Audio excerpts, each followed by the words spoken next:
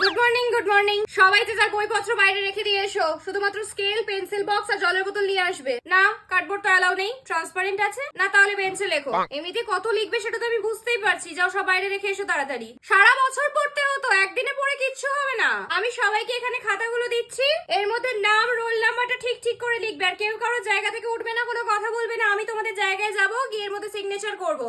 এ নাও, পিছনে সব পাস করে দাও। এত গুনগুন ফিসফিস কিসের হচ্ছে? আর মাত্র 5 মিনিট বাকি আছে বেল পড়তে। আমি তোমাদেরকে কোশ্চেন পেপারটা দিচ্ছি, ঠিক আছে?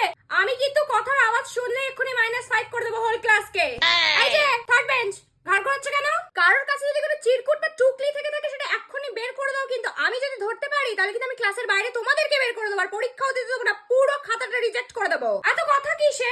লাস্ট বেঞ্চ, আই উঠে আয়, এখানে উঠে আয়। বন্ধু যা বলছে সব ঠিক বলছে তো? কি এত গল্প চলছে ওখানে? আমাকে একটু বলো, আমি একটু শুনি।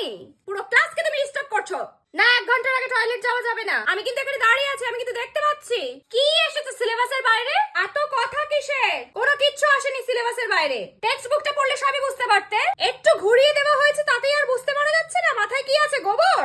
একবারে একজনই টয়লেট যাবে। যে যে সুতোটা ভালো করে নাও, খাতাটা ভালো করে বাঁধো। আর 15 মিনিট বাকি আছে। আর একটা বার ঘাটটা ঘোরালে না, আমি ঘাটটা মট করে ভেঙে দেবো। কোথায় গেল তোমার সুতো? এরই মধ্যে